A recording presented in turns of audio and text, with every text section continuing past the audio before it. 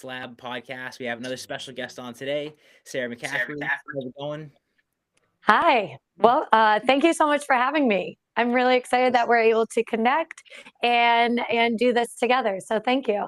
From the other side of the East Coast, because you're down in South Florida. I'm up in Rhode Island, New England area. So cool that we're able to have this conversation. Cool technology. Cool all around. Our weather's a little different than yours right now. We just got hit with like 2 feet of snow. I know you're probably a little more sunny. Absolutely. My family sent me photos.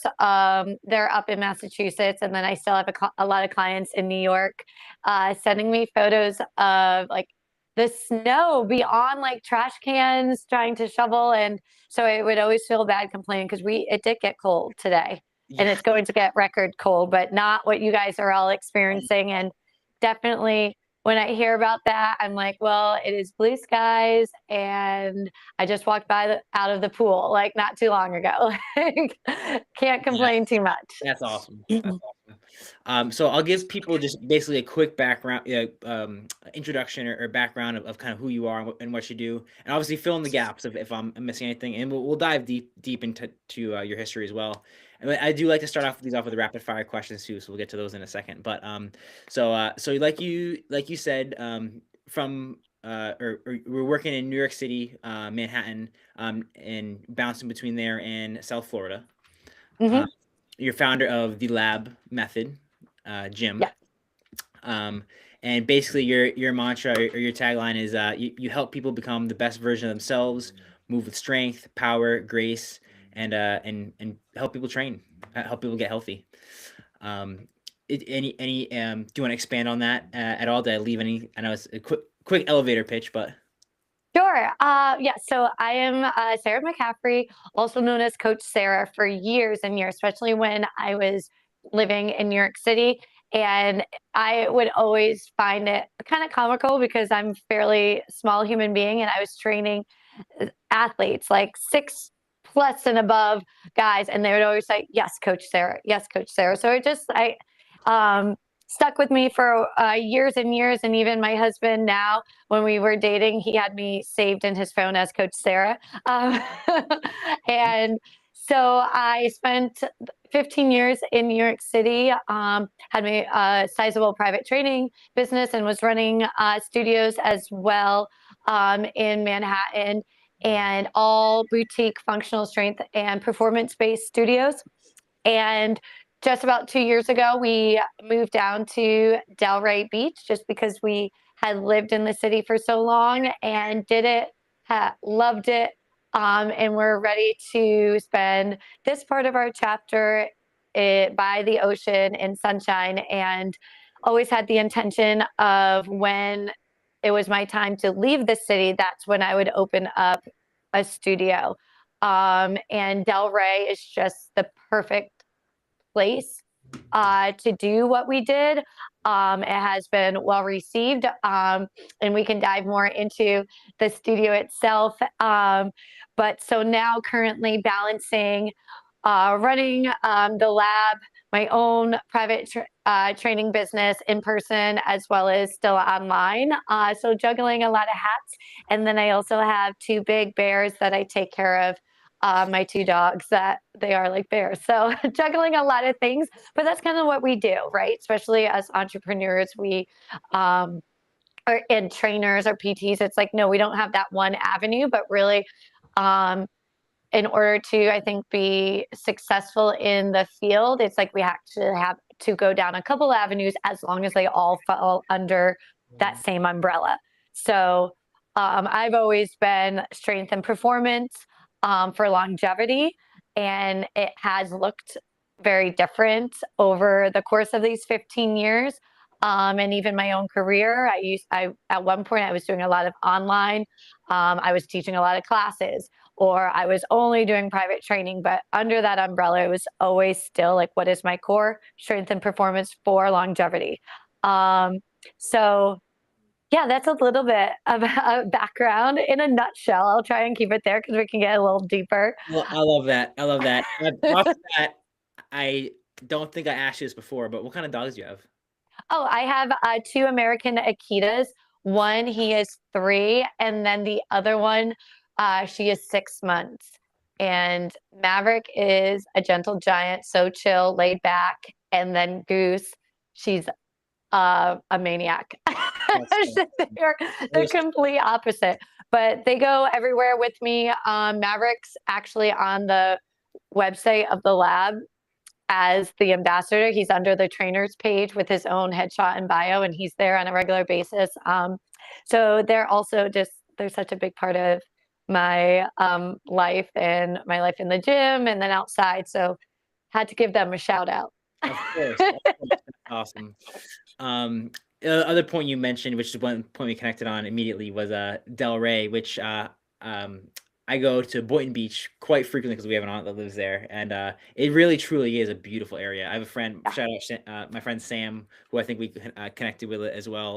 Mhm. Great area, great area of Florida. Obviously, I feel like you mentioned, like probably cultural wise, like the very different from the probably like the fast paced nature of Manhattan. So probably a cool transition for you.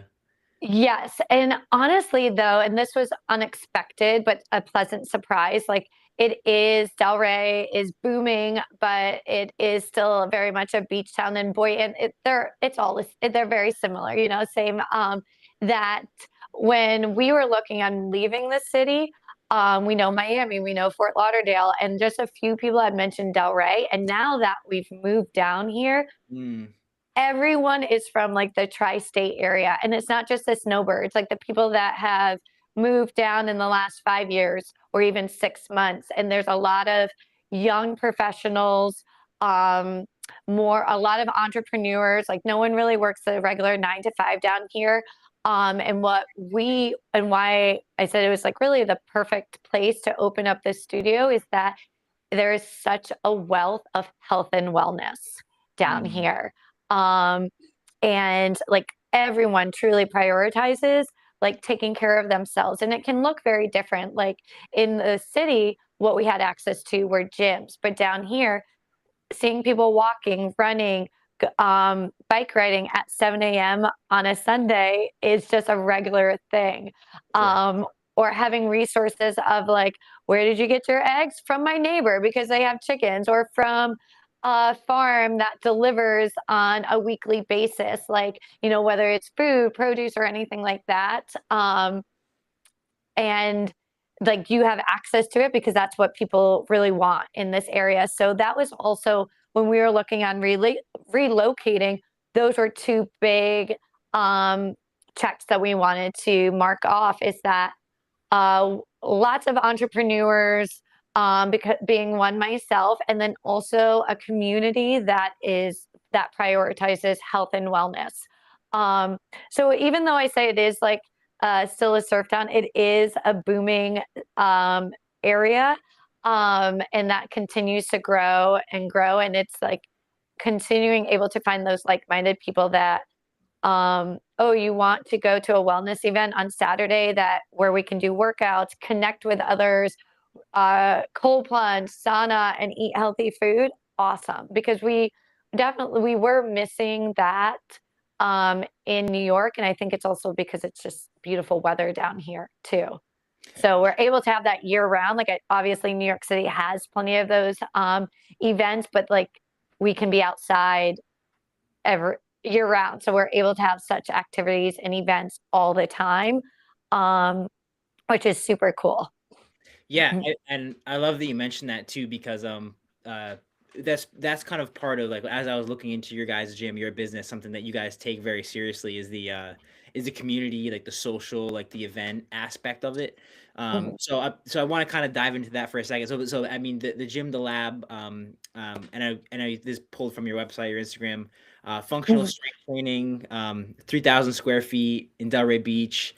You're big on evidence based, big on functional strength training, big on personal training, but you have that social club aspect, like social events.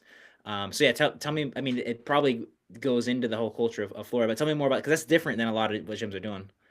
It is, but you can also look at some of the trends like that have been popping up. These social, like people right now are still craving like connection, right? And in this area, and I'll go back to New York City, like there's a gym like on every block, every corner.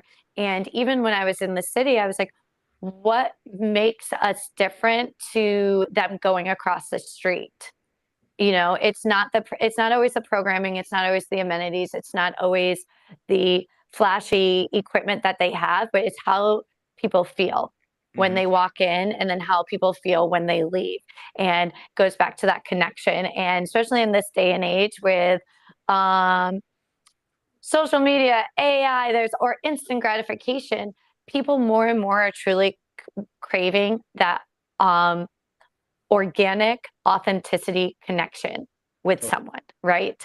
And so that's why I think more social events, more social clubs have been popping up. But so yes, the training side that the lab does is truly functional strength and conditioning for longevity. And we both know that that can look very different, or those words can be tossed around often.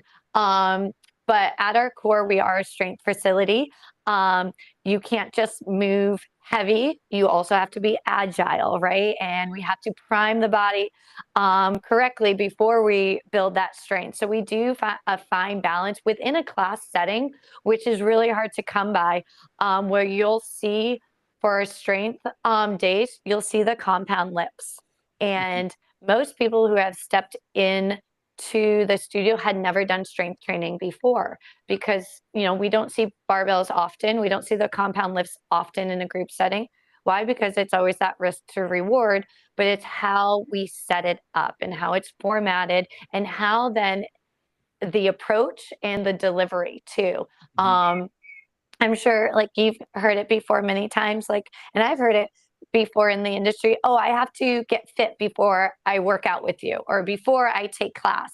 Well, no, that's actually the whole reason why you're in here. And it's about meeting people where they are right now, building that strong foundation, and then gradually progressing them. So that is truly what we're able to do in under the lab method. Like the gym is called the lab, but then our style of training, we call it that method. And our strength is progressive throughout the month. So they'll see those same 3 lifts every week. And then it's always paired with some kind of accessory, something to balance out. And then at the end, the third block is also more so a metabolic block, because we understand like people go to the gym and they do want to get their heart rate up. They do need it, and they want to get a sweat on. So we have found that fine balance of like, what does strength training look like? You're not rushing from one movement to the next, but you actually have time to build and to develop those lifts. And then we also have our cardio days too, which are a little bit faster paced, but still very intentional and cohesive. And that's really what the program is looked at. So you could go Monday through Saturday, and each day supports one another. It's not random. It is not, you won't see the same movements, because our instructors are doing their own programming. So I know it's common too. It's like, oh, we just did swings and thrusters and chin-ups on Monday. I'm super sore. And now I come to Matt's class and we're doing the same thing. So that is why we have a specific program. I oversee all of the programming for it. So that is the training side of it. And then our social side of it is going back to how can we build relationships? How can we strengthen connections? How can we build this community? And that has been in the forefront of, we opened about 1.5 years ago, and it's always like community-based, evidence-driven training. And so how we do that is that we'll have events in-house. We collaborate with other local businesses, especially Delray. It is filled with local businesses, and again, small business owners. And so we always, it's such an even mutual exchange of wanting to support one another. So we'll do social events in-house with different businesses, but then we also will do a happy hour. We've done a beach day. We will partner with local restaurants on the Ave for those happy hours, and we do those about every month too. Um, so it is truly beyond that workout. And then we will do about every other month or once a quarter, we host workshops. I just did a Kedwell workshop that Perform Better sponsored a couple weeks ago. That is always complimentary for our members. And then as a way to get other outsiders, we will also make it readily available. Mm. So and those are always such a great turnout because truly what we've cultivated is that people that want to not just get a sweat on and check that box off, but they want to learn and they want to develop. And again, it just goes back to like, how is this information being delivered so that they eagerly want to improve on their swings? They want to feel stronger in their deadlift. So we create that space where it's like outside of a class, you can learn and develop it too. So that's a little bit of the social part.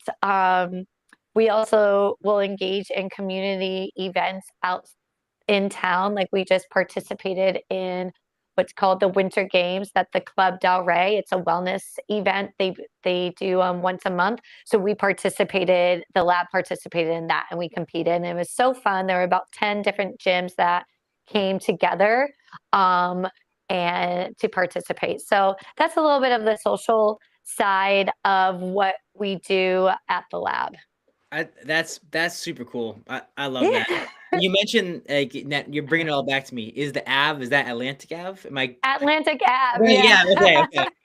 Last time I was there, I talk as if everyone knows what that is. Yeah, so I'm like, that's Atlantic what I Ave was. is like our main strip that has a bunch of boutiques and a ton of restaurants. Coming from New York City, like the restaurant scene was like really important. And we came down and we're like, okay, we can totally vibe with what's going on. So, yes, the Ave is Atlantic Ave, the main strip of Del Rey. Love that. All right, cool. So that I mean that's fantastic. Obviously, you guys are running a great gym, and I love what you said about like with the group training. Like you're doing more than and nothing against it, but just like quick hit movements over and over and Yeah, over again every day. You're like, all right, we're gonna teach people how to move better, lift better. And if for those who want to learn even more, we have workshops that to help people there. And I like how you said that. Yes, we want to incorporate some level of metabolic conditioning too, because you're not wrong. Like if you go to a class, you want to feel like you got a workout in too. You want to get your heart up, you want to get a sweat going. So I think that's a really nice balance, like a really good balance of all the important things for what people need to get in done in an hour or ex- however long the class is and get it done exactly. efficiently. And I think like just we've been able to piece together, and I am super grateful and blessed that I've had the experience of working in different gyms and had my own I have mentors myself throughout those years of training. And so it is really a hybrid of a variety of methodologies. And whether it is from my own experience in a group setting, working with private clients, or even training myself of seeing like what does work, what doesn't. Still continuing to educate myself, and then also seeing what is that just a trend? Is that cool now, or does this really work too? And so those are all questions that constantly asking myself, and then even looking too of like, and I'm also very open. I'll ask. We have seasoned top tier instructors that work at the lab and ask them like, how is it going in your classes? How are you feeling? Are we missing anything in the programming? And because I think too, it's all, especially for other gym owners or other studios, it's so easy to maybe add more just to do more or to change it up just because that's what we think the consumer might want.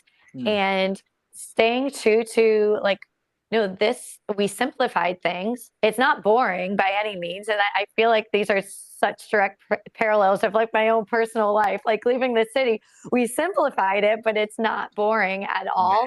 Um, and you know, and with some aspects of strength training, it's there are elements of boring. Like we'll hit the same compound lifts for years and years, you know, why? Because it works. But finding that hybrid and finding that balance where um, we're not only building strength, but again, we're working on the power development and being able to get that metabolic. So we're able to truly develop strong athletes, whether they played sports growing up, or maybe they just never even wanted to play sports and there's zero athleticism. When they walk through the door, they're able to develop that too, because that's also important when people are looking at their own movement practice. No, absolutely. Yeah, I think it sounds like you've obviously, like, by the way you describe the classes and the trainers and everything, like, oh, you've had experience in multiple different revenues, and you've taken the best of the best and like and figured out a method that works for you guys, which is fan. It almost sounds like, oh, like you could, like, I don't know if you do this already, but like, do you sell your group programming to like other gyms, or do you just keep it in house? We don't at the moment, and that Sounds is like you something could. that I've thought about, or anyone that's like, because this area can be very transient Mm, too, and so people will be like, oh, I'm leaving for a month, I'm leaving for 3 months, and that's where I'm like, okay, we have the programming. It's really just like wrapping it up and putting it with a big bow on it, so people could be like, I'm gone, but I want to buy a month's worth, or I want to buy 3 months worth, so that way I can come back. That is, we have not done that yet, but that is something that down the road would definitely want to do. that's cool. Um, so I hope I didn't skip over this too much from earlier, but I did want to get into it a little bit. Can you tell us a little bit about any kind of like leading up until how you started the lab essentially, but your background of kind of like athletics and fitness, and then how you got into this space like in the first place? Absolutely. I feel like I should have said that in my intro. As That's all people right. are listening, they're still like, who is this person? Yes. And I will try and keep it in a nutshell. And this kind of goes back to the training that we just discussed on the importance of being able to develop like that sense of athleticism, whether someone played sports or they didn't, because growing up I never played sports, and it's very apparent when there's any kind of med ball work in a program or hand-eye coordination. um, but I developed it as an adult, and with through the style of training that I do myself and now and teach others. Growing up I danced competitively at a high level though, so people will be like, well, that's a sport. Yes, in its own way. And I've learned like body mechanics, self-awareness, it just didn't have any hand-eye coordination, the Mm, throwing, the catching. That's where it shows that I did not have play sports growing up. Um, in college, I studied musical theater and then still danced as well. And then I danced professionally in my 20s and early 30s. And I got into training, like I started going to the gym before high school classes, because I started to taper off from competing so much and started focusing on other things.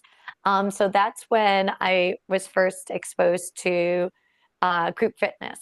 And I actually reconnected recently in the last year down here with one of my very first group instructors.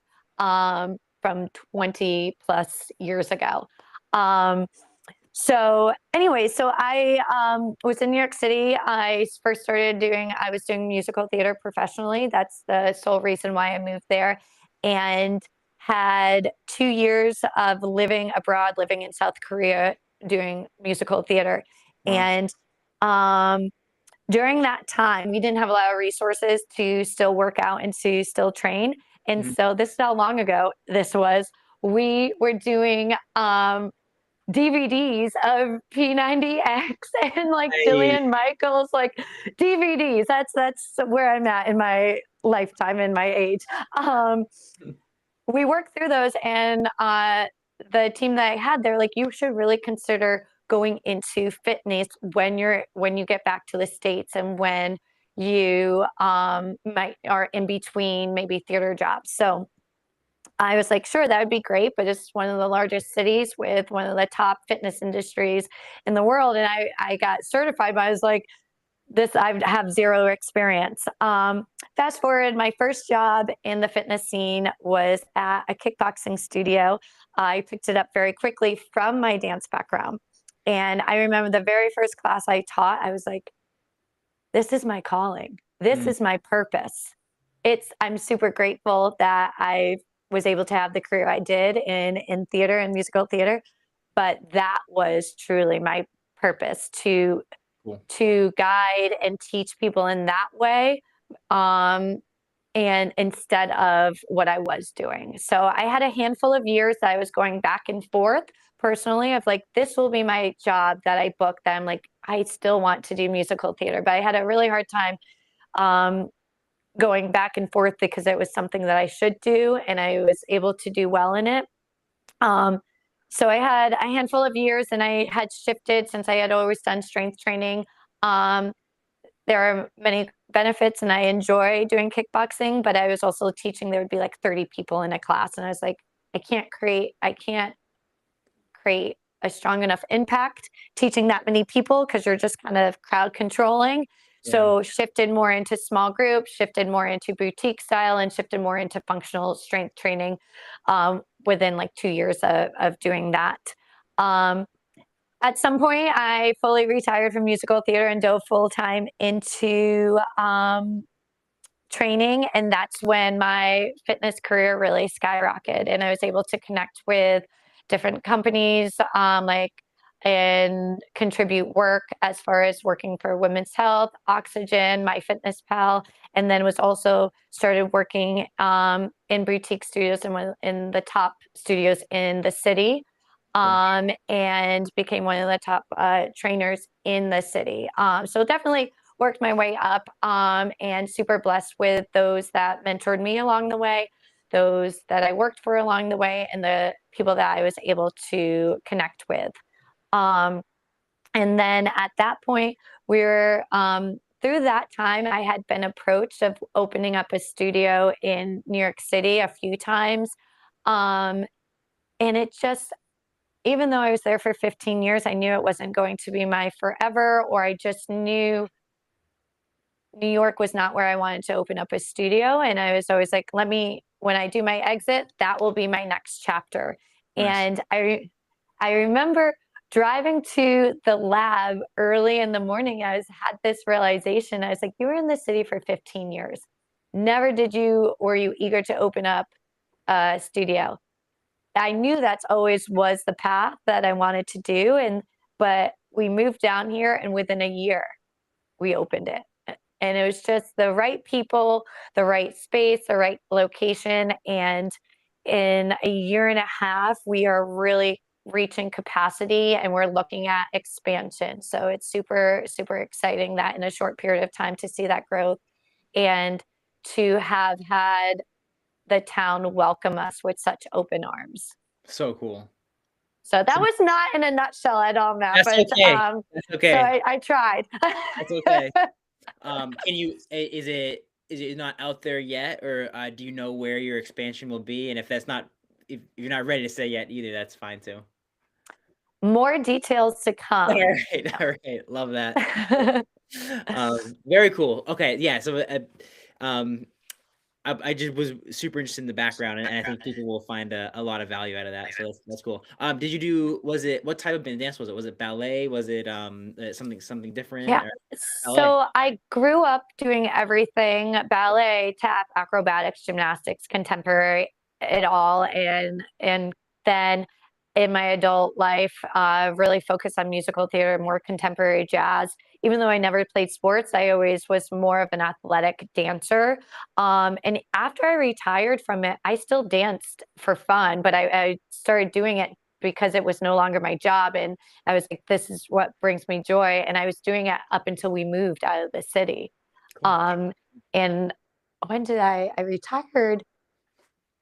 Probably like 8 years ago. It's been a while. So I still dance for fun. And but that's where I think too. Also, some of my training background is I do a lot of kettlebell work outside of strength and performance. For years, I would have people just come to me just to learn kettlebells, and developed a lot of like kettlebell flow work. I didn't realize at the time it was called flow. I was just putting movements together. And my dance background kind of like drew me to that style of movement. Like training could be super isolated depending on your style, depending on your goals. Back day, bis, tris, chest. And I've always approached movement as, well, your body should move as one unit. It supports one another. So why would we isolate it? That's just my own personal style and training. And that comes from my dance background. So when I gravitated towards kettlebells, I was like, all right, I'm going to deadlift it. I'm going to clean it. I'm going to squat it. I'm going to press it. Then I'm going to swing it. That I was just being efficient with my training at the time. And then down the road, there's like, oh no, that's a thing. That's called kettlebell flow. That's a flow. So,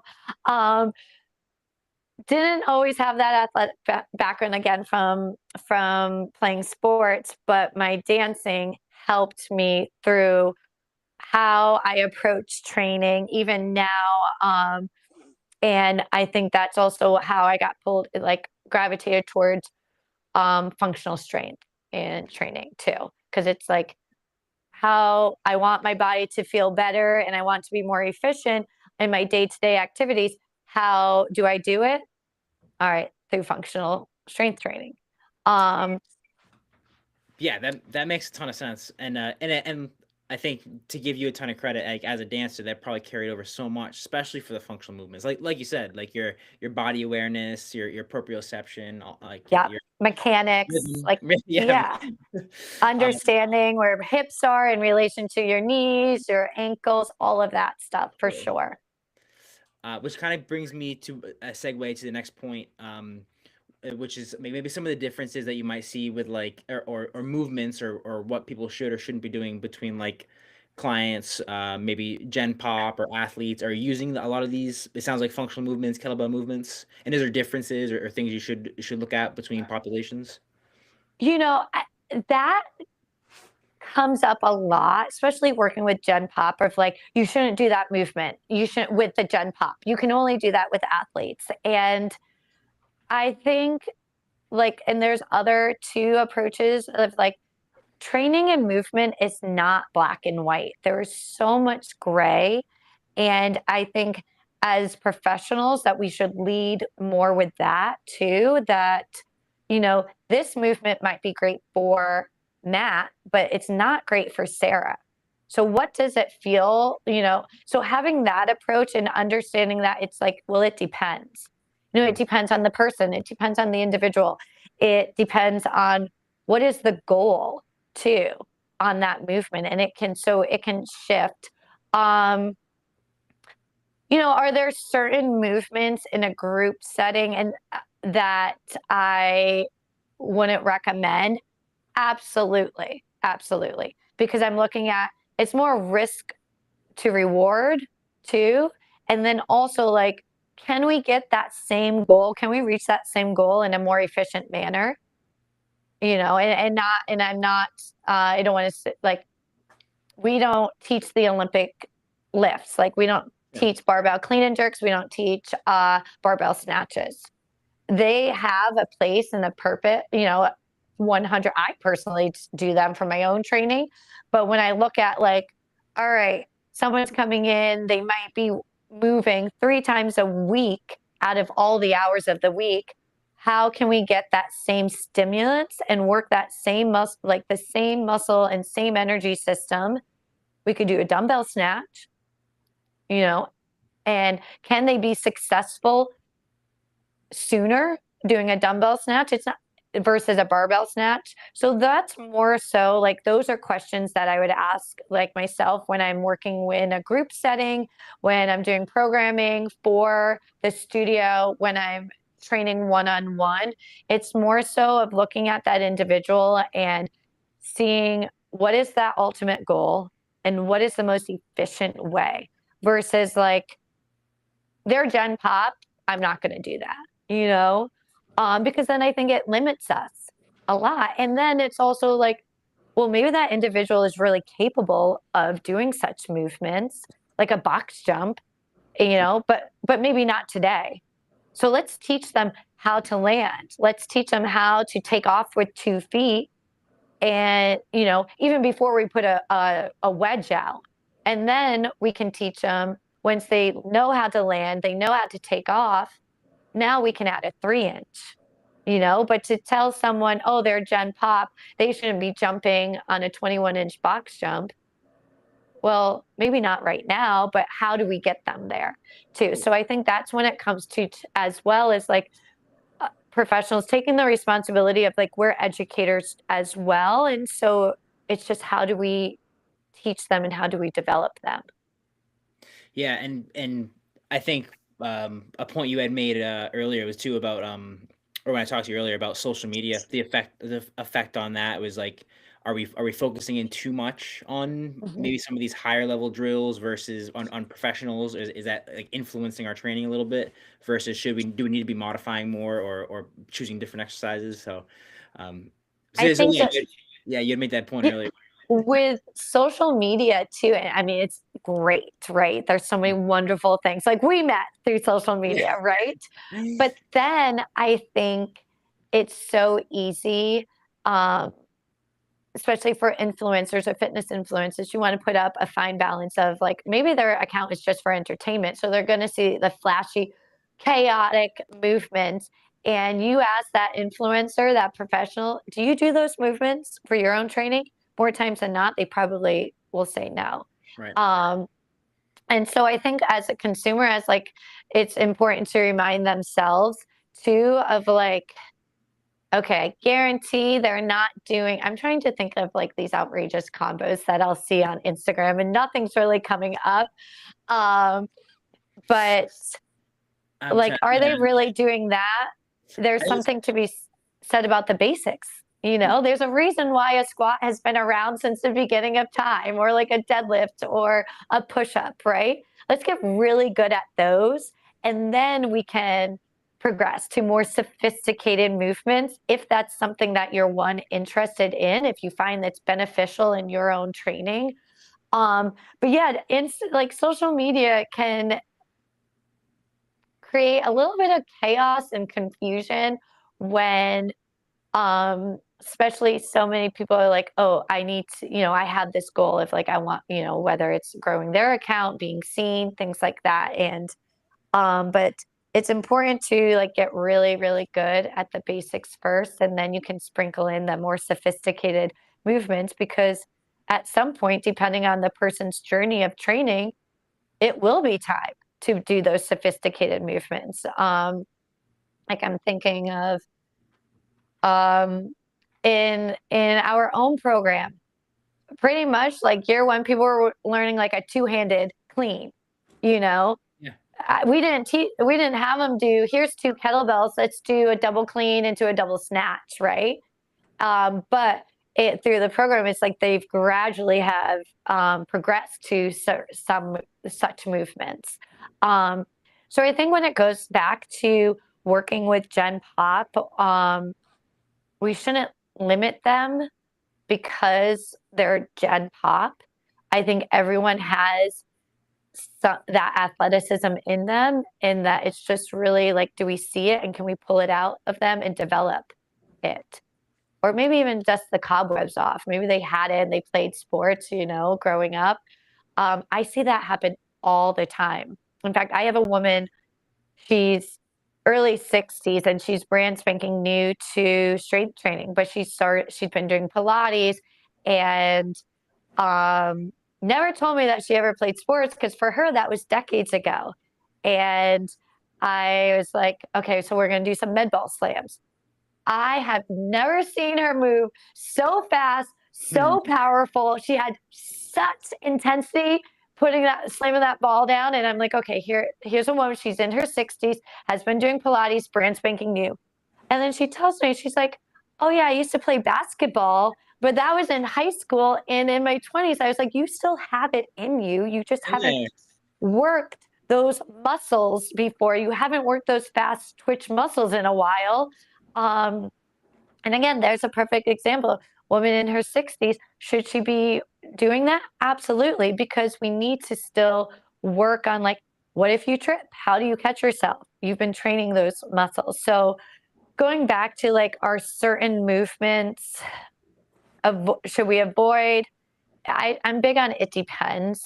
Mm, Um, and that's for the consumer. And then going back to like, is there too much emphasis on these elite athletes? Um, I always encourage those elite athletes or trainers or any fitness professionals. Your training is very different to someone who's been sitting at a desk for 8 hours and they move 3 times a week. yeah. So when you're working with them, and this is something that I tell my team too, like we don't jump into doing high knees, doing squat thrusts, doing even air squats. No, we work on spinal waves first, opening up their chest, unsticking their rib cage because they've been sitting for hours. So um, for the elite athletes and professionals, I think it's important to remind them that the people that we work with, unless you're training athletes and professionals, they aren't spending hours and hours into the gym. And so having some understanding and empathy with clients and people that you work with in a class setting is always so important too. Totally. Yeah, that makes a ton of sense.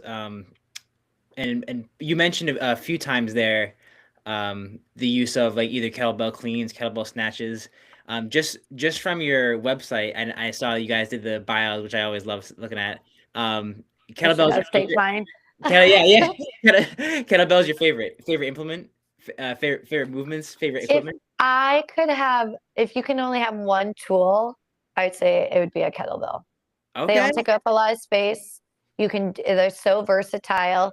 And one of my guys, one of my instructors, he's um, his tool you would think is a barbell because of his style of training, his competition background, and whatnot. And I asked him that the other day. I was like, "What is your tool of choice?" And he said a kettlebell. And I was like, "It wouldn't be a barbell." And he said it for the exact same reasons too. Sure. Versatile. You can build strength and you can build power with it as well. Um, there's so many ways you can vary, even just if you had one weight. Like if I had a 16 kg, that was it. That's all I really need to do. Sure. That's all. So um yes, I'd say kettlebell. Love it. Love it. Um, this is something that I think that I had asked you, and I think it speaks volumes for because you often don't see it, and I think you mentioned it a little bit earlier. Is what are you doing right now for your personal fitness? Okay. So I am I'm definitely in like a maintenance mode. I'm like I feel really confident with my strength. I feel pretty balanced with my conditioning, and I was not always like that. I'd say like maybe 2 years ago, if I had to run a mile, my whole body would go into shock. But I worked on that. So currently, my style of training and what I'm doing for training is I take lab classes. I take my own classes, and I have to say I'm the most balanced because even as professionals, if we're left to do our own programming, we're always going to do the movements we like and what we enjoy doing. Right?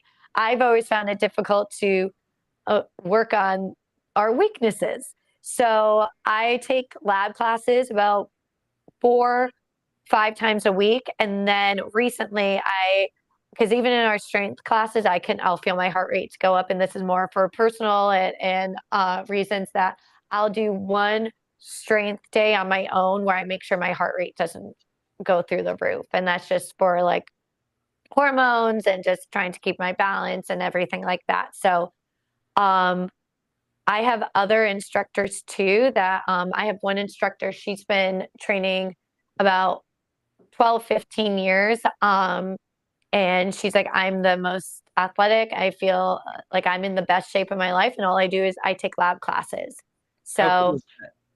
That's awesome. it's so cool, There's no right? better proof than that. I It's was like, just going to say, proof is in the pudding. You can yeah, take someone who is brand spanking new to strength training and to that style and see progress. But then you can take someone who's super seasoned and has been doing this for years and can say, I I still get sore. I'll still get the good sore, right. but I also don't feel I feel really strong and agile. Where there's been programs that I've been on my own, I've put on my own, I've had my own coaches put, or just styles where I end up super fatigued, or I end up like just feeling broken, or my hips get tight, my joints get tight, which is can happen in certain strength training.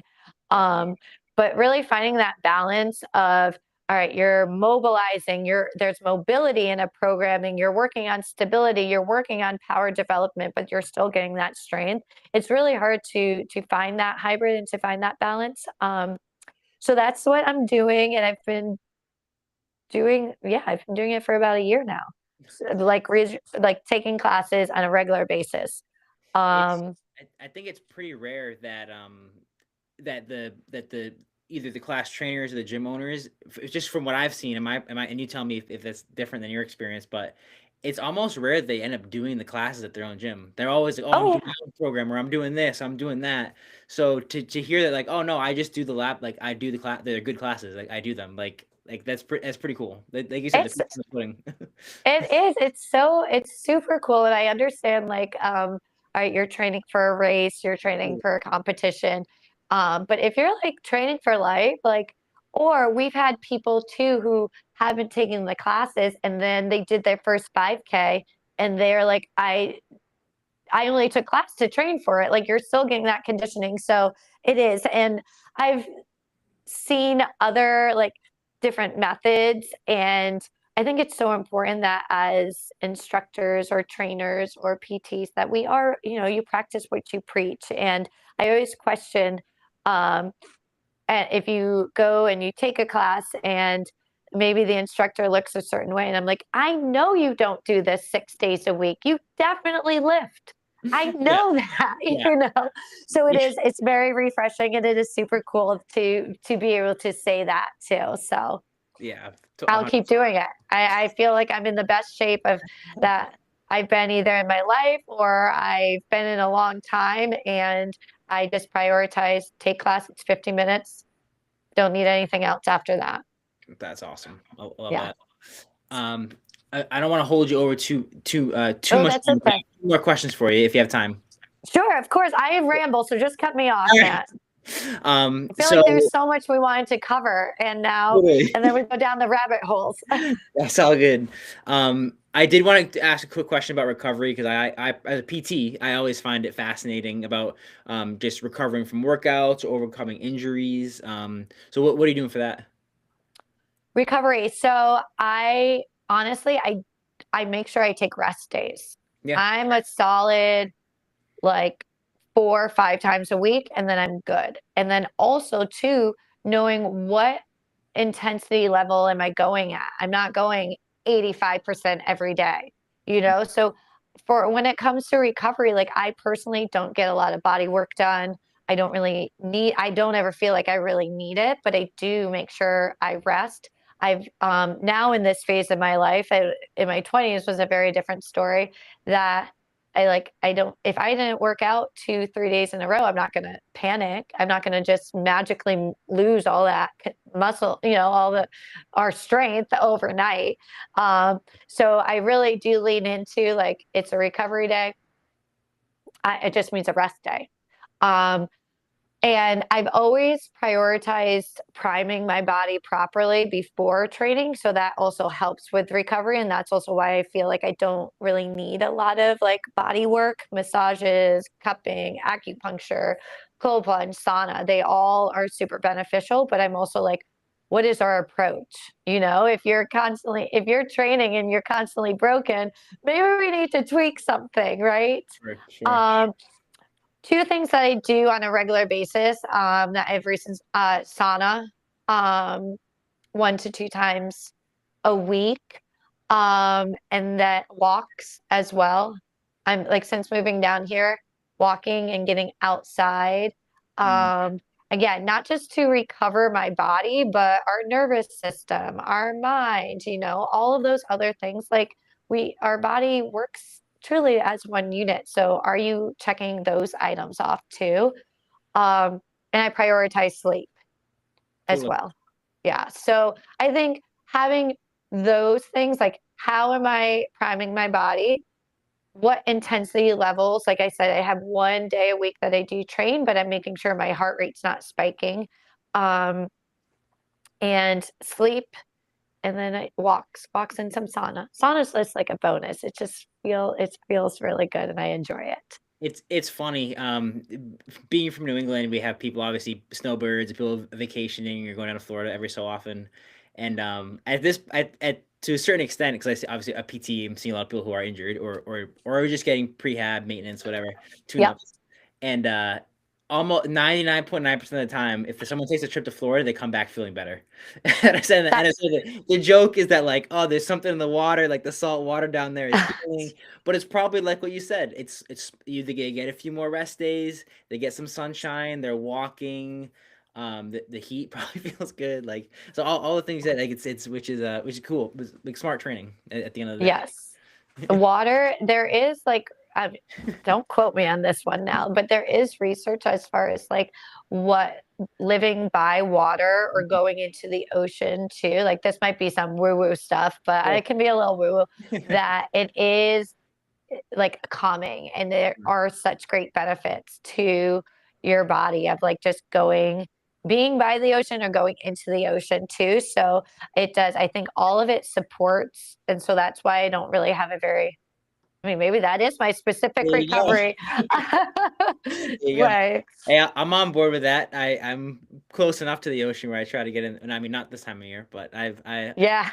I'll drink that Kool-Aid. I'm on board with Mhm. that. Um, all right, so a couple of just wrap up questions for you, and then I'll Yeah. add here. One more on kind of on clients and how to find success as a client or someone working out. So, any habits or what have you found to be the biggest? I call them like keystone habits that might unlock other habits, or tendencies or keys for client success that you found as in your line of work as a trainer, gym owner, all that. First and foremost, is meeting them where they are. I think a lot of times they're excited, but they're also nervous being adults and having to be vulnerable, saying, I can't do this, or I have 80 pounds to lose. That's a lot of truth that is hard for someone to put their ego aside and say, right? So, creating a space where you are meeting them where they are, so that way they can progress and grow and reach certain goals is really important. I've always focused on that. And then also creating that space where, I tell them, I'm not going to be your cheerleader. If you need a hype girl, I'm not your girl, but I will create a space where you feel comfortable. So that way because I mean, especially strength training, that can be scary, right? Or the unknown. I don't know how to squat. I don't know how to deadlift. But if you create a space where they're comfortable to try, that's where I see great success. And people are able to truly start off with like that blank slate. They've never done anything to progressing to, I've just ran my first half, or I just did my first weightlifting competition and I PR'd weight beyond what I ever thought, and that comes from all levels too. So meeting people where they are, creating a space where they feel comfortable and they're open to learning and trying and developing, and then focusing on consistency. And whenever I start working with someone new, they don't want to hear that. They want to hear the magic pill, that magic potion. You do this, and then you'll reach those goals. And I cannot drive home enough the importance of consistency and showing up for yourself, because then those goals will be reached. Um, so those are like the biggest habits that I really try and like I focus on with clients of like, first I create that environment, and then we're consistency. Consistency is key. I love that. Those are great points for people that are listening. The flip side of that question, or asked in a different way, what is one thing that you've seen that's maybe a common myth or a misconception about the gym, that you may see in fitness, health, nutrition, that where people are actually they're mistaken. They're thinking one thing, but it's actually the opposite. it's like that all or nothing mentality. If I just hit it really hard, I'm going to lose those 10 pounds. I need to be in the gym 6 times a week doing doubles in order to reach that goal. No, you probably need to move a couple of times a week, rework your nervous system, make sure you're sleeping. Are you hydrating? Um, and I see that a lot with nutrition too. I need to eliminate fats, I need to eliminate carbohydrates. No, what are you eating? Oh, it's 1 o'clock in the afternoon and you just had like a Dunkin' Donuts coffee that had extra sugar and a ton of cream. That's what we need to rework, you know? So finding that balance too of in trusting that these small changes that gradually happen because we can't do everything at once is how you'll create changes long term. Totally. Totally. But Yeah. yeah, that idea, that myth that it's all or nothing, because that's setting people up to, yeah, you'll be successful for maybe a month, but you'll either fall Right. off, you'll get burnt out, you'll get injured, it's not sustainable, so then you'll stop, you Totally. know? But that's those are hard truths for people to really accept and to then practice. And I think like bridging those 2 points together of like consistency is the most important one of the most important things you could possibly have. It's like it's very hard to be like, all right, well, I'm gonna go 150% as long as I can. It's very hard to get both of those at the same time. Yes. You have to find that middle ground. And it's also this is might be cliche, but it's like trusting. Yeah. Trusting the process, trusting the professionals, whether it's a nutritionist, a PT, a trainer, that this is the path because people always want to do more. Cool. I've even had it recently with members. They're coming 3, 4, 5 times a week, not seeing the results. Oh, I should add personal training to it. Mm, Probably not. You don't need to do that. But like you got the training down, check, keep coming 4 or 5 times a week. Yep. Now, how's your nutrition? Right. Maybe you should focus on that, or maybe you should focus on the recovery. What Yep. are your sleep patterns like? You know, what are your stress levels like? Totally. Totally. We're in this for the long game. Yes, We're in yes, this for life, not just 6 weeks. There's not a 6 week exactly. Oh, that's great. All right, so last question I have for you. Do you have a I'll kind of phrase this 2 different ways. Do you have like a favorite quote or mantra, or the way I like to phrase it is like you get a billboard for the day, maybe in Delray somewhere, maybe on Atlantic Ave, you get your own billboard, something you can say to your community. Oh my gosh. You did ask me that question earlier, and I was like, you should just pull out a quote that you like. Um, but I know I don't really have one. The biggest thing is that anything that really speaks the truth and that is clear, and to the point too. Like I said, most people don't want to hear do strength training 3 times a week, get some walks in, hydrate, and sleep. They don't want to hear that, right? They Yep. want it. It's got to be more complicated than that. So, um, really keeping it simple and keeping it honest and true, and that could be for different for everyone too. Well, Ivan, I like what you just said right there. We'll put that on the billboard. Put that on the app. People, just do it. Just hammer it home. Yes. That. And then just to let people know, where's the best place to find you, social media, all that stuff. Absolutely. So I manage a couple of accounts, but my fitness account is Coach Sarah, with an H. I'll be like one of the first two that pop up. Mm. Um, and you can also follow the Lab Method. I manage that one. We have a lot of fun. It's a balance of educational, what we are doing, what we're all about. So if anyone is in the Delray area, they could come and check us out, because that is also where I currently reside, in Delray, Florida. Very cool. Very cool. Awesome. Well, I will be in Delray area sometime in April, so I'll have to swing by Oh, and get a class in. please, please. We can get a class in, we can get a workout together, then we can go and get some good food. I would love for us to connect in person. Awesome. That'd be fun. Cool. Well, thank you so much, Sarah. Thank you. And yeah, Rocks Lab, we're signing off.